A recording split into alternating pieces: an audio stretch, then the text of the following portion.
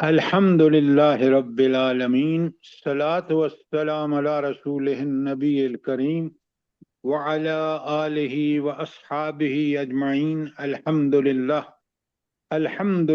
الذی ہدانا لہذا وما کنا لنہتدی لولا ان ہدانا اللہ رب اشرح لی صدری ویسر لی امری واحلل عقدۃ من لسانی یفقہوا قولی آمین یا رب العالمین۔ سب سے پہلے تو میری آپ سے گزارش ہے کہ آپ ہم اور لوگوں کو بھی موقع دیں، لہٰذا جب میں پوچھوں تو آپ بتائیں، ورنہ آپ خود سے مرضی سے نہ بولیں پلیز۔ نمبر 2، آج ہم نے اس کا خلاصہ سمجھنا ہے سورت کا، لہٰذا آپ سے گزارش ہے کہ آپ پوری توجہ سے دیکھیں، سنیں، سوال کریں تاکہ چیزیں بڑی کلیئر ہو جائیں۔ اچھا، اب سب سے پہلے میں سوالات کو مختصر کروں گا تاکہ ہم جو ہے اس پہ جلدی سے جلدی، کیونکہ ہمیں وقت چاہیے وہاں پہ۔ اچھا، پہلا سوال میرا یہ ہے آپ سے کہ انسانی زندگی میں سب سے مشکل مرحلہ کون سا ہے؟ مسز آصف۔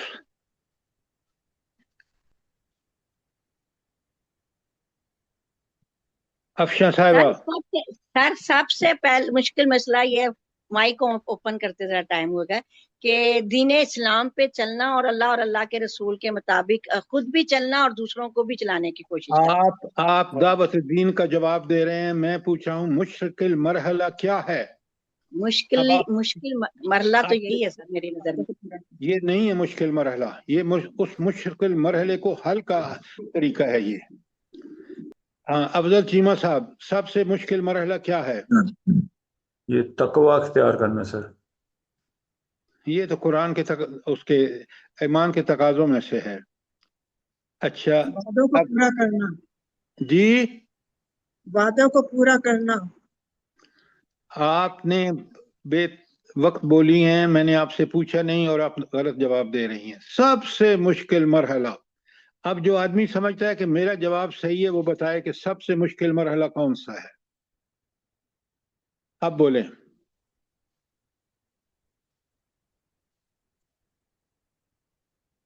اب سنیں بڑے غور سے، دیکھیں نا، ہم سب قرآن کے طالب علم ہیں، قرآن نے کوئی مسئلہ ایسا نہیں کہ جس کا حل نہ بتایا ہو، مسئلہ بھی نہ بتایا ہو۔ سب سے بڑا مرحلہ یاد رکھیں، لکھ لیں کہ اس وقت ہوگا جب انسان اللہ کے سامنے پیش ہوگا اور وہ ایک ایک چیز کا حساب دے گا۔ یہاں یہ سب سے مشکل مرحلہ ہوگا۔ وجہ بڑے غور سے سنیں، اس فیصلے کے بعد انسان کو یا تو ابدی جنت کی نعمتوں کا لذتیں لے گا یا پھر جہنم میں سڑے گا اور اذیت ناک زندگی ہمیشہ کے لیے ہوگی، اس لیے وہ اہم ترین ہے۔ نادرہ بابی سمجھ آیا کہ نہیں آیا؟ جزاک اللہ خیرا کثیرا، الحمدللہ۔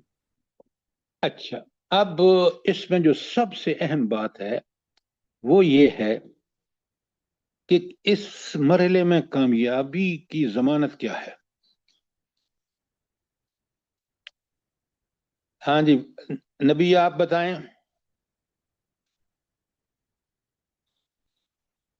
ارم بتائیں آپ۔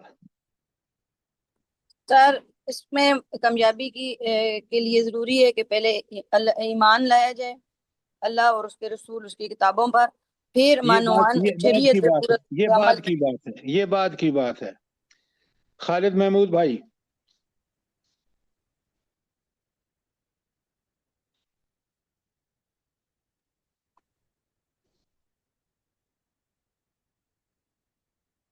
قمر جہان صاحبہ،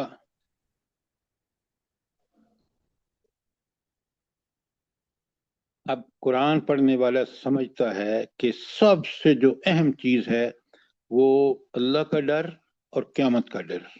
اس کے بعد آپ اگر یہ ہے آپ کو ڈر دونوں چیزوں کا، یہ جو آج کا ٹاپک ہے نا، یہ آخرت کا خوف پیدا کرنے کے لیے ہے۔ اگر مجھے اللہ کا ڈر نہیں क्यों नहीं डर कि मैं उसको कायनात पूरी का बादशाह नहीं मानता, उसके इल्म की हुदूद ला महदूद हैं, मैं नहीं जानता, उसके करम एहसान फजल इतने हैं कि मैं शुक्रिया अदा नहीं कर सकता। और उसका एक ही जवाब है कि उस अल्लाह जो जिसके इतने फजल करम हैं, हम उसके खौफ से उसकी नाफरमानी हरगिज न करें और हर वो हुक्म जो उसने लिया अमल करने के लिए वो करें। लिखें बात को ताकि आपको समझ आए कि अल्लाह का खौफ जो है और आखिरत का जो खौफ है, आखिरत का खौफ हमें उस वक्त पैदा होगा जब हम समझेंगे कि आखिरत का फैसला कितना अहम तरीन मरहला है और जन्नत क्या है और दोज़ख क्या है, दोज़ख की अज़ियतें क्या हैं और जन्नत के इनामात क्या हैं। काश मैं और आप समझें। खालिद महमूद भाई, बात समझ आई कि नहीं आई?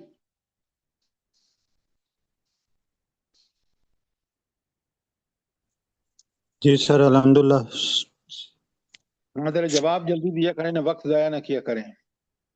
अच्छा, पहली बात हो गई कि हम अहम तरीन मरहला जिसको पेश नजर रख के मुझे आपको जिंदगी गुजारनी चाहिए वो आखिरत का मरहला है, हिसाब किताब का मरहला है। क्यों? हमने उस अल्लाह के सामने पेश होना है जिससे कोई चीज छुपी हुई नहीं है। अच्छा, आज का टॉपिक जो है उसमें सबसे अहम बात क्या है, जल्दी बताएं। ये जो मैं शार्ट आज करूंगा क्योंकि मैंने अगले टॉपिक पे जाना है।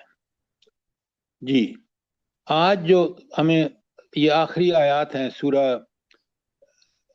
उसकी अल-माइदा की, उसमें उम्मे अब्दुल्ला ये बताएं कि अल्लाह ताला ने इन आयत में क्या खास बात कही है।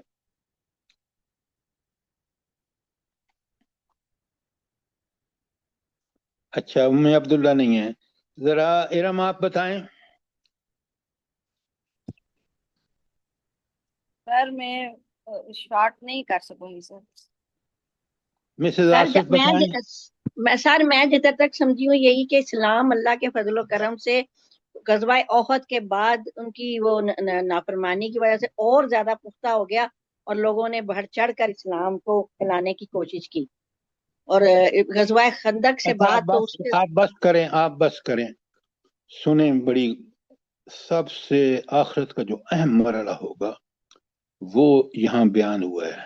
और एक बात आप याद रखें और सब लोग याद रखें कि कुरान की सूरतों के आखिर में अल्लाह ताला की खास नसीहतें और अहकामात होते हैं अहले ईमान के लिए। और यहाँ खास अहम और जो मालूमात जो हैं वो इन आयत में हैं, और वो है कि आखिरत में गवाही होगी रसूलों की और फिर गवाही होगी उस कौम की जिसकी तरफ उस रसूल को भेजा गया। नबी करीम सल्लल्लाहु अलैहि वसल्लम क्या गवाही देंगे आखिरत में, जल्दी बताएं। कुरान क्या कहता है? डॉक्टर साहबा हैं आप लाइन पे? जी जी सर। सर आपकी गवाही सबके ऊपर होगी कि कुरान पाक की वजह से कुरान पाक में अल्लाह उम्मत ताला के ने बारे में क्या गवाही देंगे? कि मैंने अपना पैगाम पूरे तरीके से पहुंचा दिया। और डॉक्टर साहिबा आप बात बिल्कुल टू द पॉइंट किया करें। अल्लाह ताला ने नबी करीम सल्लम कहेंगे या कौम इत्तखज़ू हाज़ल कुरान महजूरा। इस कौम ने कितना बड़ा जुल्म किया कि अल्लाह ने किताब भेजी जो उसकी पूरी जिंदगी की रहनुमाई थी, अकीदे की, इबादत की, ईमानियात की, अखलाक की, मामलात चाहे अल्लाह से बारे में हों या बंदों के बारे में हों, और उसने कोई लिफ्ट नहीं कराई उस किताब को। ये है असल बात और ये है पैगाम। और अल्लाह ताला ने यहाँ उस उम्मत की सबसे पहले गवाही उस नबी से ली, हजरत ईसा से, क्योंकि उन्होंने उसको खुदा बना दिया था। तो हजरत ईसा से पूछा और फिर हजरत ईसा के पूछने के बाद उस कौम की अल्लाह ताला ने किस तरह तजलील की है कि तुमने शिरक का دھندا کیا. یہ ہے وہ چیزیں جو میرے اور آپ کے سمجھنے کی ہیں، اور اس آیت میں ہم نے پوری طرح دیکھ لیا. آخری سوال بڑے غور سے سنیے، جواب دیجئے. آخری سوال یہ ہے کہ اس کی کیا وجہ ہے کہ قرآن مجید نے، حالانکہ کتاب ہدایت ہے، لیکن اہل کتاب کی ان 4 مدنی صورتوں میں، سورہ بقرہ ہو یا سورہ آل عمران ہو یا سورہ نساء ہو یا سورہ مائدہ ہو، اگر آیات میں نے آلریڈی لکھوائی ہوئی ہیں آپ کو، آپ مجھے یہ بتائیں کہ اس میں اہل کتاب کا ذکر اس تفصیل سے کیوں کیا ہے؟ سر ہاں ڈاکٹر صاحب یہ بتائیں. جو بنی اسرائیل تھے، ان کے پاس امامت تھی، دینی امامت. انہوں نے اللہ تعالیٰ کے احکامات کی خلاف ورزی کی، تو ہمارے لیے یہ اللہ تعالیٰ نے بیان فرمایا ہے کہ آپ ان سے عبرت پکڑیں. اب آپ امت، آپ کے پاس دینی امامت ہے تو اپنا فرض پورے طریقے سے نبھائیں، جیسے اللہ کا حکم ہے ویسے زندگی گزاریں. بات بالکل وہی آپ نے ہم ٹھیک، بات آپ نے بالکل ٹھیک کی ہے، لیکن تھوڑی سی اس کو ہدایت پوائنٹ آف ویو سے ہمیں کلیئر ہونی چاہیے، اور وہ یہ کہ اللہ تعالیٰ نے کھول کھول کے اس قوم کے بارے میں جس میں انبیاء ایک نہیں بعض دفعہ 2 بھیجے، کہ اس قوم نے کس طرح اللہ کے احکامات کو پس پش ڈالا اور خواہشات نفس کے پیچھے چلے. تم ہرگز ایسا نہیں کرنا اے نبی کریم صلی اللہ علیہ وسلم کی امت، جو سب سے بڑی امت ہوگی، اور اس کے نبی کے بعد کوئی نبی نہیں آنا، وہ نبیوں کا امام، وہ قرآن ساری کتابوں کے جتنی مطلق ہدایت کے بارے میں اطلاعات ہیں وہ ساری اس کے اندر موجود. اب یہ 2 چیزیں آپ کو سامنے رکھ کے پوری زندگی گزارنی چاہیے. جو ہم نہیں گزار رہے، ہم جرائم کا مرتکب ہو رہے ہیں، اور اللہ تعالیٰ دیکھیں کہ ہم ان اہل کتاب کے پیچھے چل رہے ہیں جو خود گمراہ ہیں. حالانکہ قرآن اللہ نے محفوظ کر کے ہمارے سامنے رکھا، نبی کریم صلی اللہ علیہ وسلم کی زندگی کا ایک ایک حصہ اور ایک ایک شعبہ، ایک ایک پہلو محفوظ، اور ہم کیا کر رہے ہیں؟ سوچیں، 1000 دفعہ سوچیں. اب بات سمجھ آئی کہ نہیں آئی؟ جی سر، جو غیر المغضوب والضالین ہے، ہم ان کے پیچھے چل رہے ہیں. نہیں، یہ ولدوالین سے پہلے ہے.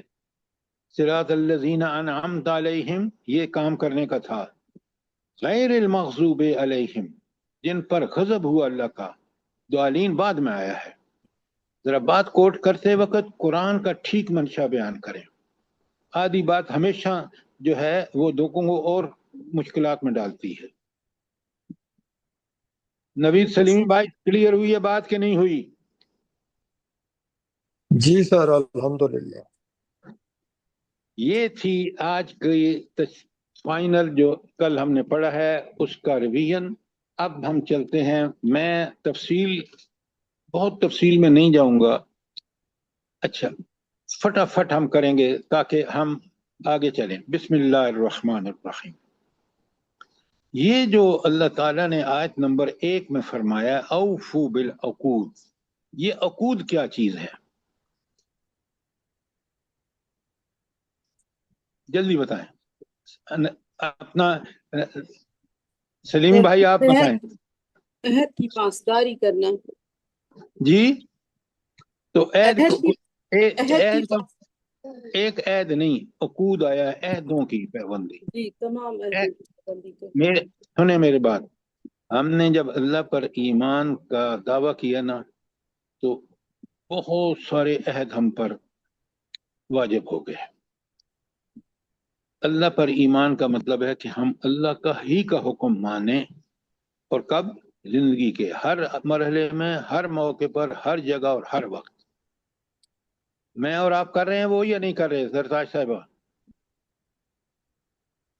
سر جی جس طرح کرنے چاہیے اس طرح نہیں ہو رہا ہے، جیسے میرے رب کا حکم ہے. اب آپ سوچیں کہ ہم تو مجرم میں ہو گئے. اچھا، 2 آیت 1 کے بارے میں اور کوئی سوال؟ جلدی بتائیں. اچھا، आयत नंबर 2 تا 6। आप वो हैंडआउट सामने रखें जो 25 पेज का मैंने भेजा है, बल्कि मुझे सबसे पहले आपको वो जो 4 पेजेस का है वो करना चाहिए, ताकि फिर हम बड़ा क्लियर हो जाएंगे। मैं 4 की तरफ जा रहा हूँ, जो 4 पेजेस अभी सुबह भेजा है। 6 पेजेस का है सर। 4 पेजेस का है। नहीं सर जी 6 पेज है। अच्छा, आप ये बताएं कि इरम, आप बताएंगे ये कब सूरत नाजिल हुई है, सूरह मायदा? सर ये सूरत नाज़िल है सूरह हुदैबिया के बाद 6 हिजरी के अवाखिर में या 7 हिजरी के अवाइल में। अच्छा, उस वक्त इस्लाम का स्टेटस क्या था? जरा ये बड़ा नोटेबल है, क्योंकि जब सूरत उतरती है तो खास हालात, खास वाकयात के पेश नज़र उसमें जो अहकामात होते हैं। तो आप मुझे ये बताएं कि ये जो 7 हिजरी में आई है सूरत शुरू में, इस में किन चीज़ों का वो दखल है, क्या चीज़ें खोल के बता दी गई हैं? सर इसमें ये बताया गया, सर मैं बताऊं किसी और से पूछूं? हाँ, आप बताएं। सर ये ओद के बाद क्योंकि मुसलमानों को अल्लाह ताला ने पावर दे दी थी और ये खंदक भी हो चुकी थी और आप मुसलमानों बिल्कुल का अब गलत अरूज आप असद। गलत कह रही हैं।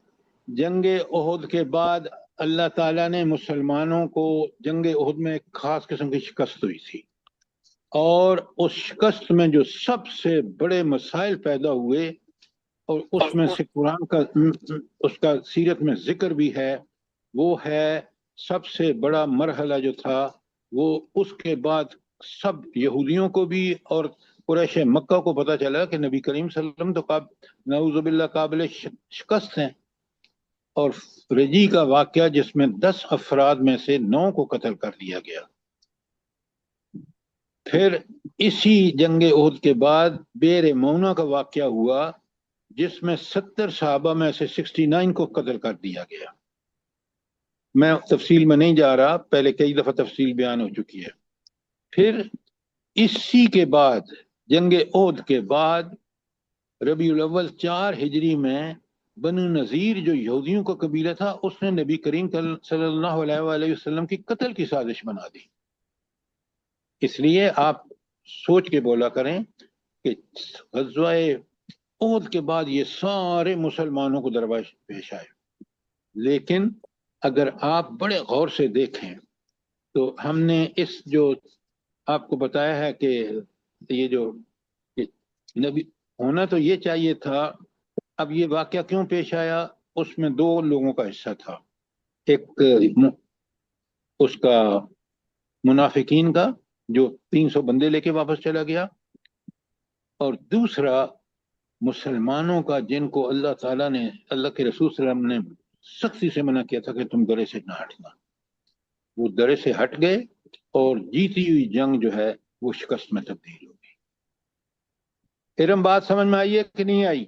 जी सर अल्हम्दुलिल्लाह। जरा बयान करते वक्त बहुत एहतियात से काम लें। जी सर इंशाल्लाह। अच्छा, अब आप इस पे अगर पढ़े ना ये हैंड आउट, तो बड़ी तफसील से बताया गया है कि ओहद के बाद जो मुसलमानों को, तो उन्होंने 3 साल में मुसलमानों ने नक्शा बदल के रख दिया। वो कैसे? अच्छा, इसमें मुसलमानों की अपनी हिम्मतों से ज्यादा अल्लाह ताला का फजल करम शामिल है।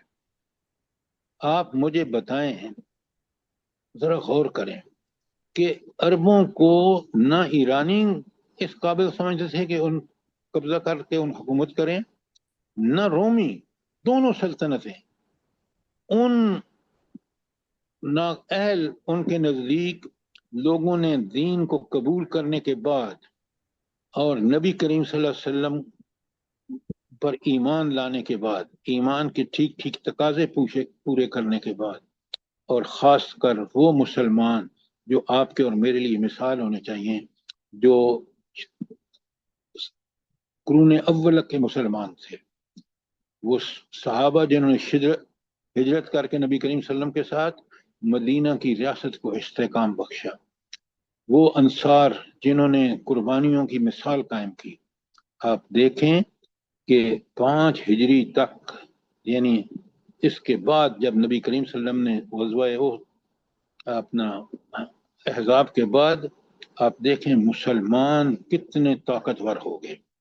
وہ مسلمان جن کو مدینے میں ختم کرنے کے لیے بدر احد وغیرہ کے مارکے ہوئے، وہ مسلمان اللہ کی خاص تائید اور نصرت سے جو نبی کریم صلی اللہ علیہ وسلم کو حاصل تھی، وہ اتنے طاقتور ہو گئے کہ وہ ناقابل شکست ثابت ہوئے. یہ بات سمجھ رہی ہیں آپ کہ نہیں سمجھ رہی؟ جی سر. اچھا، اب ذرا سا نوٹ کریں، ہم قرآن کو بھی پڑھتے ہیں، سیرت بھی پڑھتے ہیں، لیکن کبھی سبق نہیں حاصل کرتے. آپ مجھے یہ بتائیں کہ وہ نبی جس کو کھانے کو بھی پورا نہیں تھا جب ہجرت فرمائی ہے، وہ پورے عرب کا کس طرح شہنشاہ بن گیا صلح حدیبیہ کے بعد. دیکھیں نا، نبی کریم صلی اللہ علیہ وسلم کے دشمن 3 تھے. لکھیں، پہلے تھے قریش مکہ جو صلح حدیبیہ کے بعد خود بخود انہوں نے صلح کر لی، اور پھر ان سے کوئی خطرہ نہیں رہا کیونکہ نو وار پیکٹ تھا. اس کے بعد یہود تھے، اور یہود آپ کو پتہ ہے کہ پہلا قبیلہ بنو قینقاع کا نکلا جنگ بدر کے بعد، دوسرا نکلا بنو نذیر کا جو انہوں نے قتل کا منصوبہ بنایا تھا، ان کو مدینہ سے نکالا گیا، اور تیسرا قبیلہ جنگ احزاب کے بعد جو بنو قریظہ تھے. تو گویا اب نبی کریم صلی اللہ علیہ وسلم کے لیے ان تینوں قبیلوں کی جلاوطنی اور صلح حدیبیہ کے بعد مسلمان سب سے اس خطے کے طاقتور انسان تھے. یہ بڑی عجیب بات ہے، تاریخ اس کی کوئی مثال پیش نہیں کر سکتی ہے؟ بالکل بھی خالد نہیں صاحب سر. کر سکتی ہے؟ نہیں، بالکل نہیں کر سکتی. نہیں سر، بالکل نہیں. تو آپ کیوں نہیں حیران ہوتے، اور کیوں نہیں ہم مسلمان اس قرآن کی طرف آتے جس قرآن ہی کے ذریعے یہ سارے معجزے اللہ تعالیٰ نے صادر فرمایا؟ بالکل صحیح ہے سر. اس لیے خود بھی قرآن کی طرف آؤ، لوگوں کو بھی قرآن کی طرف بلاؤ. یہ ڈگریاں آپ دیکھ رہے ہیں، چاہے وہ پی ایچ ڈی ہو یا ماسٹر ہو، جو بھی ڈگریاں ہیں، وہ اگر قرآن کی تعلیم نہیں ہے تو وہ انسان کی جہالت کا سبب بنتی ہے. اپنی اولادوں کو سب سے پہلے قرآن سکھائیے.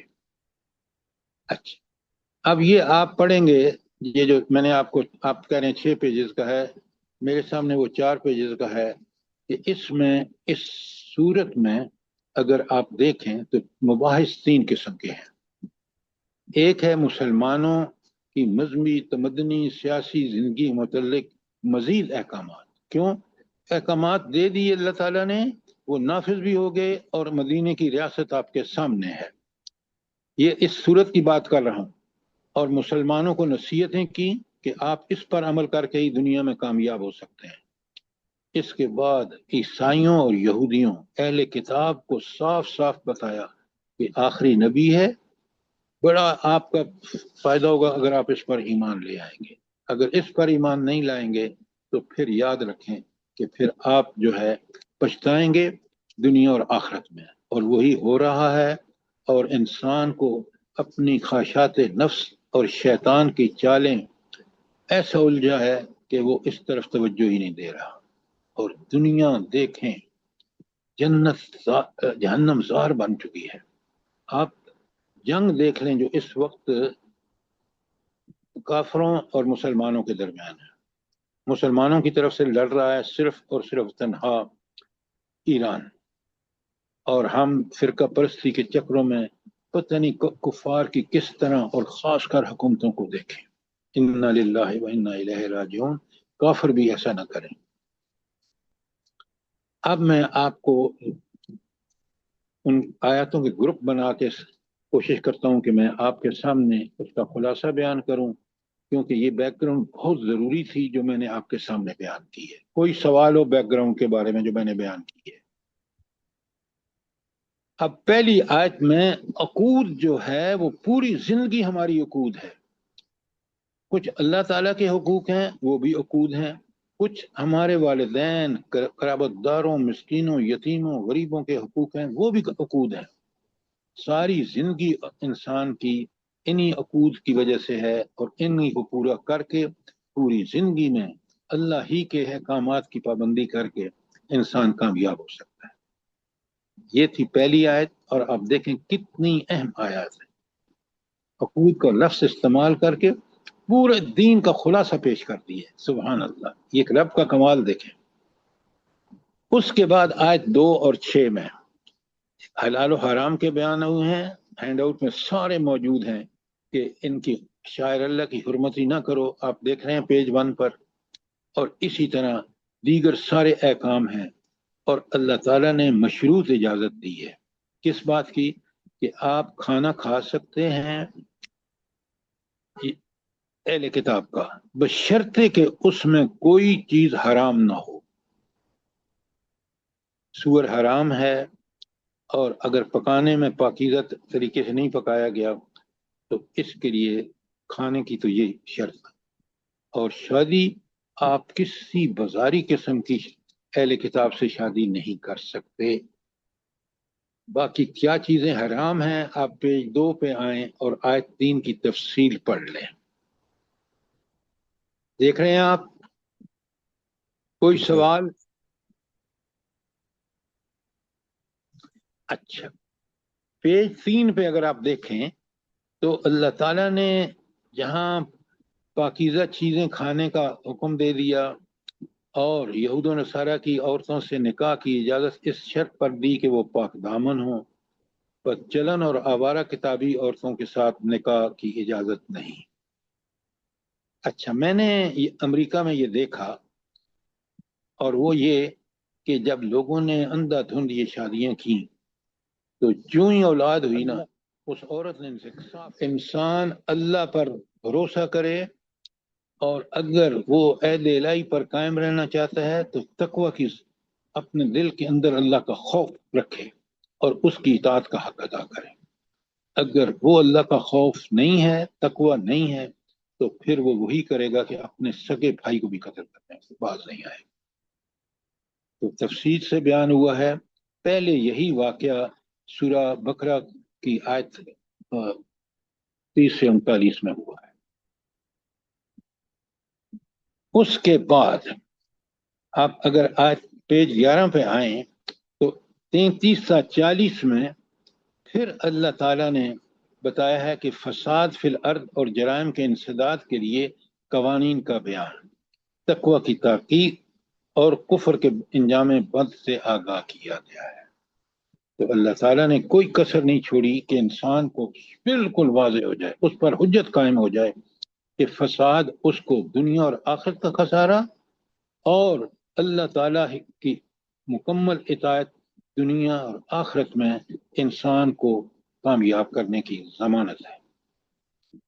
یہ آیت دیکھیں کس قدر اہم ترین احکامات آ رہے ہیں.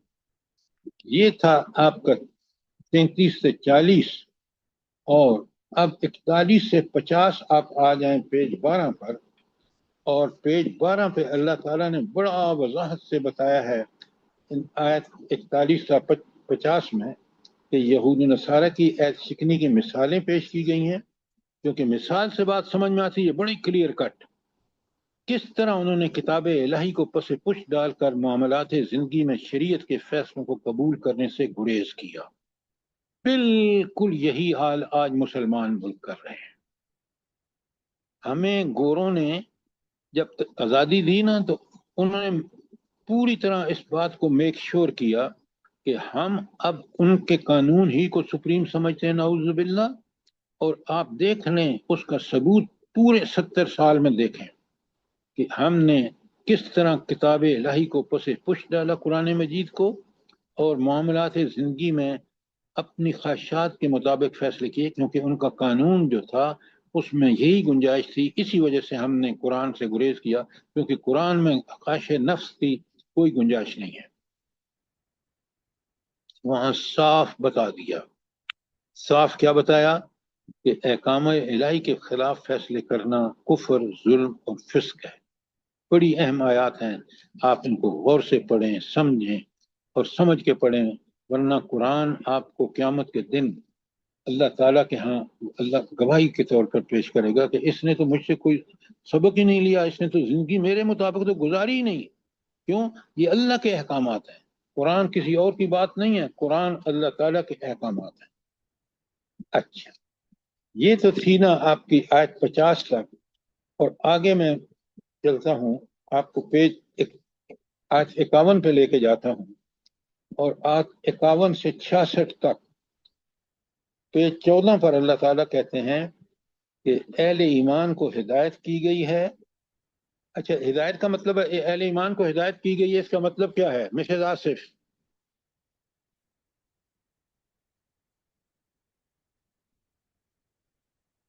افضل چیمہ صاحب،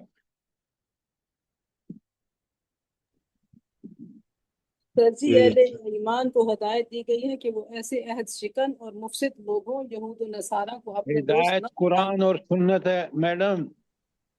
ہدایت کا مطلب ہے کہ اللہ نے قرآن اور سنت بھیجا اور اہل ایمان اس پر ایمان لے آئے، لہذا اہل ایمان کو ہدایت کی گئی کہ وہ ایسے عہد شکن اور مفسد لوگوں یہود و نصارہ کو اپنا دوست نہ بنائیں۔ ہم نے صرف دوست ہی نہیں بنایا، ان کو اپنا قائد اور رہنما بھی بنا لیا۔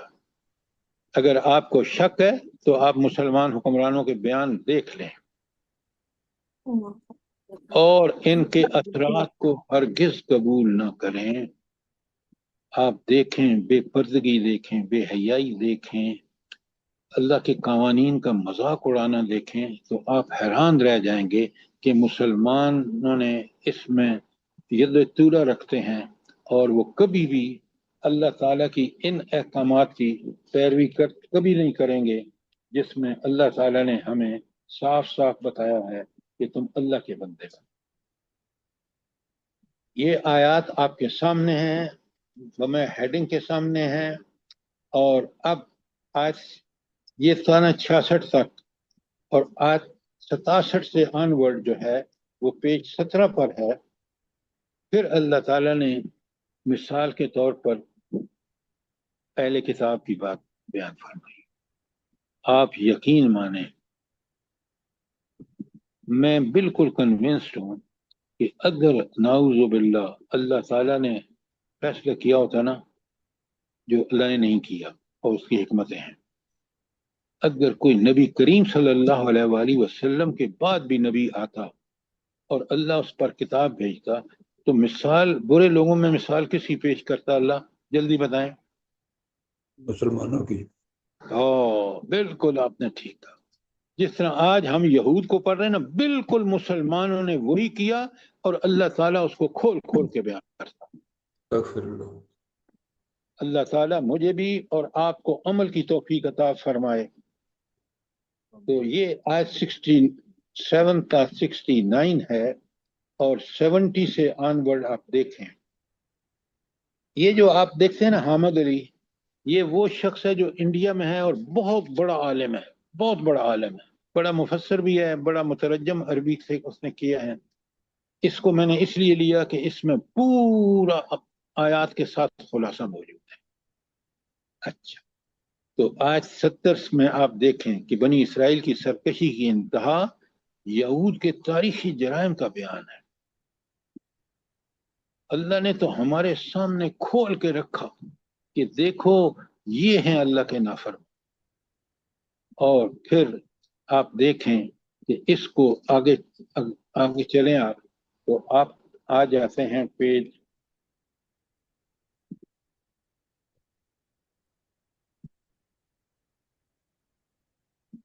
19 پہ سر۔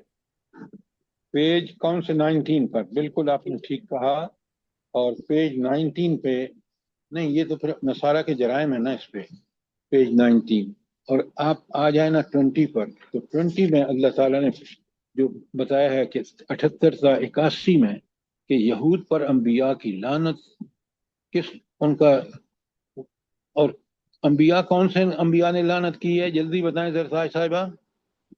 داؤد علیہ السلام، داؤد علیہ السلام اور حضرت عیسیٰ عیسیٰ علیہ عیسیٰ السلام، علیہ السلام اور ان کی والدہ سے. حضرت عیسیٰ، حضرت موسیٰ. تو یہ اس لیے انہوں نے ان پر لعنت کی کہ انہوں نے انتہا کر دی، اللہ کے احکامات کی خلاف ورزی کی.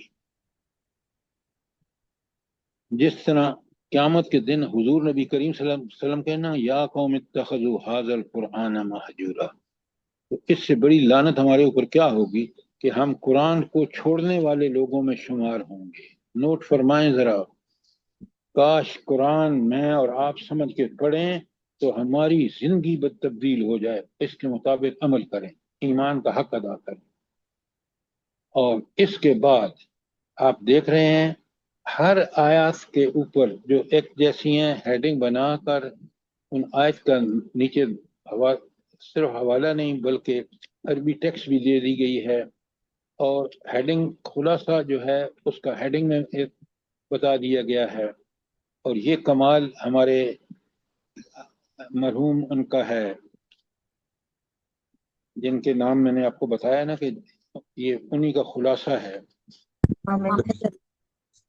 جی اچھا، اب آپ ان سب کو پڑھیں گے، آپ کے پاس پوری طرح تفصیل سے آ گیا کہ نزول شان نزول آ گیا جو 6 پیجز کا ہے، اور پوری تفسیر کا خلاصہ جو ہے وہ ہمارے پاس آ گیا اس 25 پیجز کے ہینڈل میں. اچھا، اب مجھے یہ بتائیں بڑے غور سے اور سمجھ کے کہ یہ جو اللہ تعالیٰ نے آخرت، میں نے آپ کو بتا دیا کہ اللہ تعالیٰ نے کیوں یہ سب سے مشکل مرحلہ آخرت کا ہے، اور آخرت میں بھی سب سے مشکل مرحلہ جب انبیاء کی گواہی ہوگی، اور انبیاء جب گواہی دیں گے تو اس میں سب سے اہم چیز جو آئے گی وہ ہمارا دعوت دین کا پہلو جو ہے وہ نمایاں ہونا چاہیے، اس میں ہمیں کارکردگی دکھانی چاہیے، تاکہ وہاں کیوں صرف یہ ساری نماز، روزہ، حج، زکوٰۃ، عبادات ہوں، اخلاق ہوں، معاملات ہوں، یہ پرسنل تزکیہ تو ضروری ہے اور ہو گیا. اگر میں نے اور آپ نے اس دین کی طرف جس سے ہم مستفید ہو رہے ہیں لوگوں کو دعوت نہیں دی تو قیامت کے دن اللہ تعالیٰ ضرور ہم سے پوچھے گا. اچھا، اب ذرا ایک بات مجھے بتائیں، یہ جو آخری 119 اور 120 آیت ہیں، ذرا 119 کی تشریح کون کرے گا؟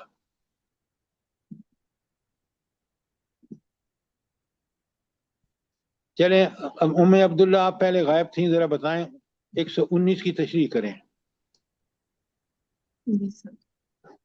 فقال اللہ ھذا یوم ینفع الصادقین صدقہم، یعنی جو لوگ راہ راست پر رہے ہوں گے، قرآن و سنت کے مطابق عمل کیا ہوگا اور وقت کے نبی کی پیروی کی ہوگی، اللہ تعالیٰ ان کو دنیا کے اندر بھی ان کی صدق کے اوپر ان کو انعامات سے نوازے گا، ان کو اجر خاص عطا فرمائے گا، اور پھر آخرت میں ان کے لہم جنات تجری من تحتہا الانہار خالدین فیہا ابدا، اور آخرت میں اللہ تعالیٰ اپنی جنتوں میں داخل کرے گا نیچے جن کے نیچے سے نہریں بہ رہی ہیں، اور وہ ہمیشہ کی زندگی ہوگی. آپ نے اس کی تشریح تو کر دی، لیکن یہ نہیں بتایا جو قرآن کا یہاں مقصد بیان کرنے کا آخر میں کہ یہ کتنی کامیابی، ایسی کامیابی نہیں جو دنیا میں آپ کو ملتی ہے، مال مل گیا اور آپ کے حقوق اور زیادہ ہو گئے، اسی طرح صلاحیتیں مل گئیں. یہاں جنت کا جب فیصلہ ہوگا وہ جنت اتنی حسین، اتنی جمیل، اور صرف اتنی حسین اور جمیل نہیں بلکہ وہ دائمی ہوگی، ابدی ہوگی. اس کے لیے مجھے دنیا بھر میں اس جیسی نعمت کبھی دیکھی بھی نہیں ہوگی. لہذا یہاں 119 میں کہا گیا کہ مومنوں سب کو کرو اس جنت کی طرف، سابقوا الی مغفرۃ من ربکم، لوگوں میں جذبہ پیدا کریں تاکہ وہ اللہ کے اس جنت کے حصول کے لیے دنیا میں لگ جائیں. سر جی یہ جو آخری الفاظ ہے رضی اللہ عنہم ورضوا عنہ، آپ مجھے یہ بتائیں، آپ نے کمال کی بات کی ہے کہ رضی اللہ عنہم ورضوا عنہ، یہ کیفیت دنیا میں ہم تلاش کرتے رہے اور وہاں آخر میں اللہ جس کو نصیب ہوئی کتنا بڑا خوش قسمت ہوگا. زرتاج صاحب بہت عمدہ بات کی آپ نے. اللہ تعالیٰ ہم سب کو نصیب کر دے پروردگار. یہی تو لیکن فوز آپ عظیم ہے. لیکن آپ اس کے ساتھ وہ لفظ دیکھیں نا، ذالک الفوز العظیم، یہ سب سے بڑی عظیم کامیابی ہوگی. بے شک انشاءاللہ. اللہ اکبر. تو آپ دیکھیں کہ آخری آیات کتنی اہم ہوتی ہیں. اچھا یہ کیوں 120 میں اللہ تعالیٰ نے یہ توحید ملوکیت اور اس کا بیان کیا؟ اس کا مطلب کیا ہے؟ ہاں جی آپ بتائیں ذرا ہمارے ڈاکٹر صاحب. نہیں اپنا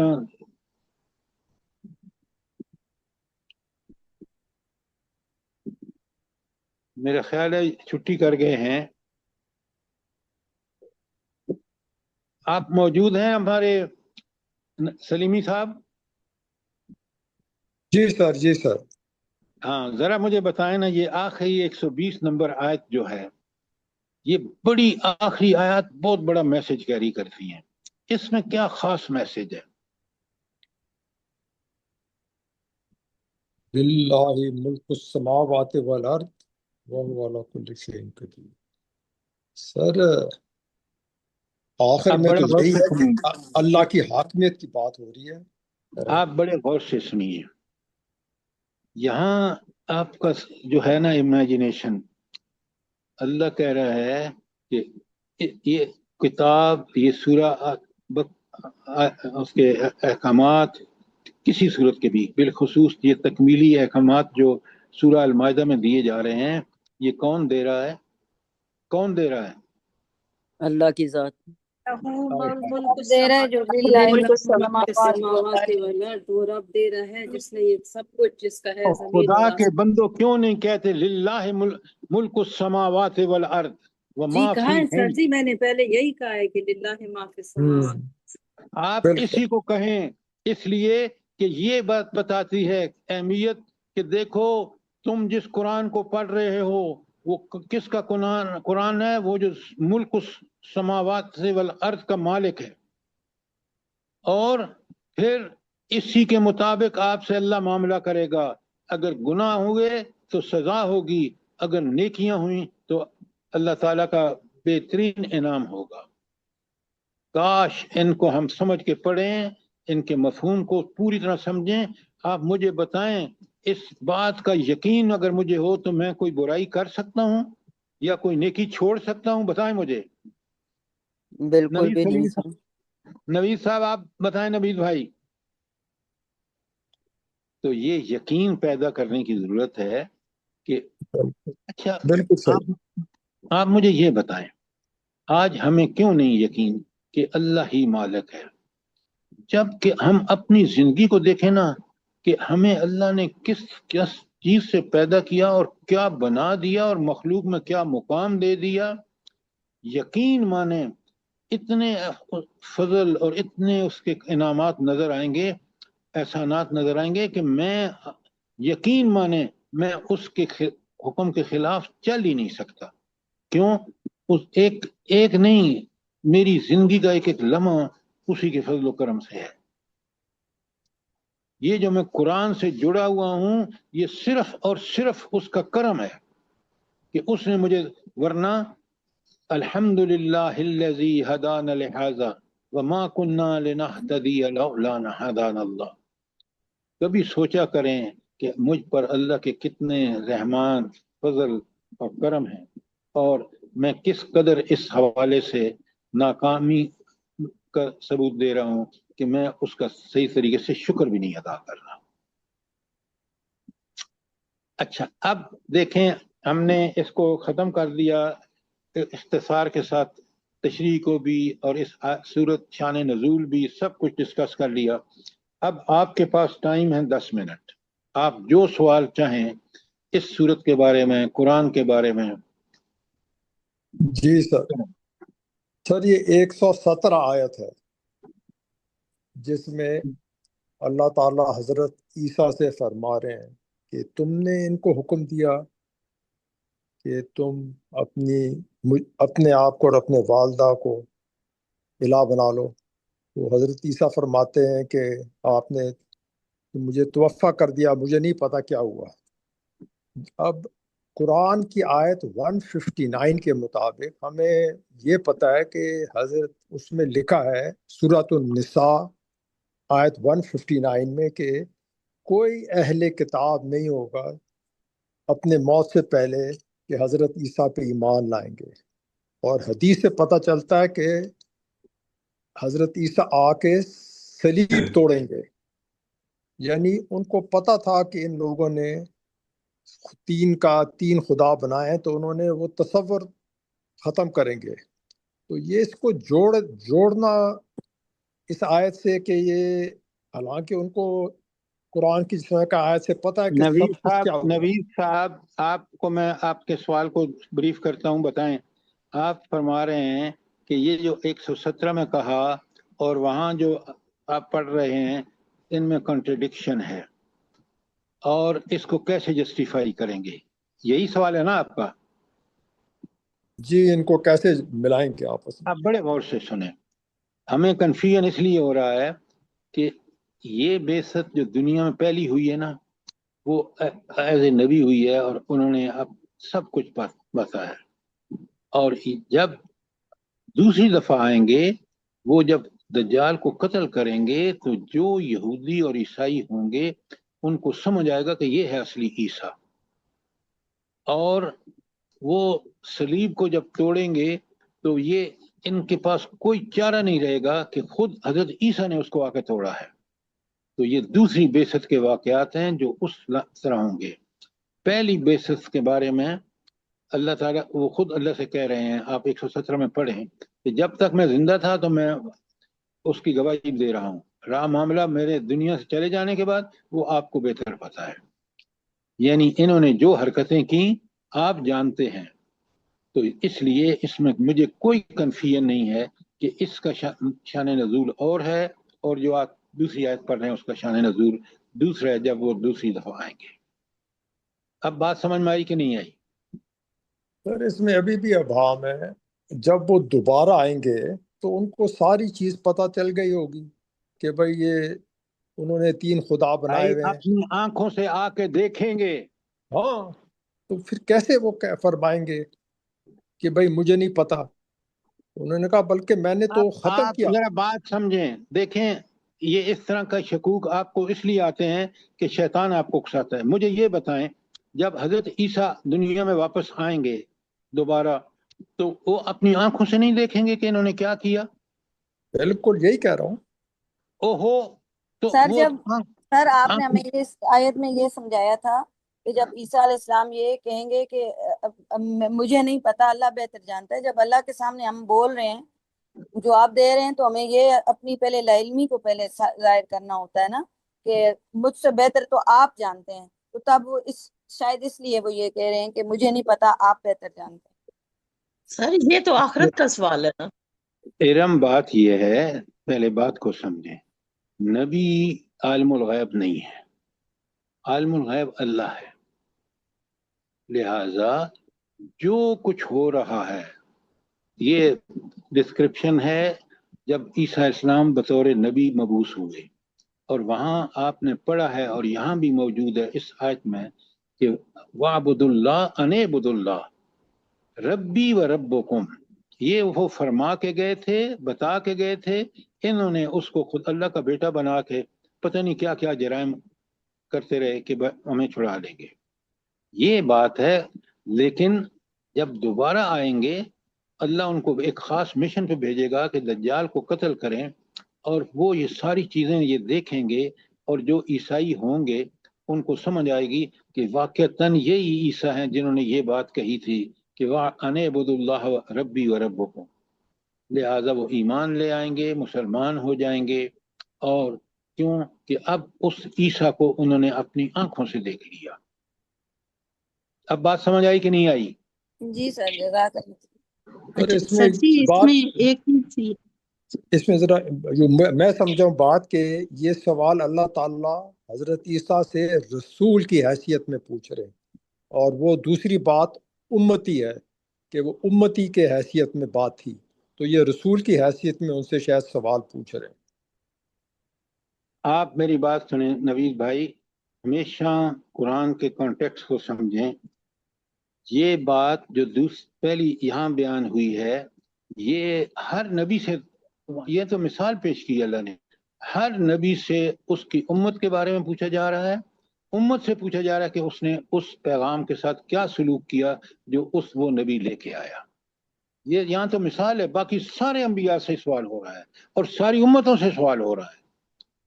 आप अपने बारे में परेशान हो कि मैं तैयारी करूं कि मैं नबी करीम सल्लम को उस ठीक जवाब देने के लिए मैं अपने अमल से साबित कर दूं, तो ये बात मेरे लिए जरूरी है। इसलिए मैंने आपसे पहला सवाल किया कि सबसे अहम मरहला क्या होगा।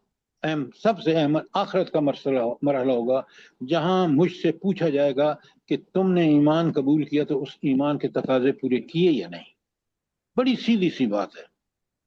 सर जी, एक बात यहाँ पर जो फरमाई गई है, फलम्मा तवफ़्फ़यतनी कुन्त अंत रक़ीब अलैहिम, यानी जब मैं उनके अंदर मौजूद था तो मैं उस वक्त तक निगरान था, लेकिन बाद में मुझे नहीं मालूम कि उन्होंने क्या किया।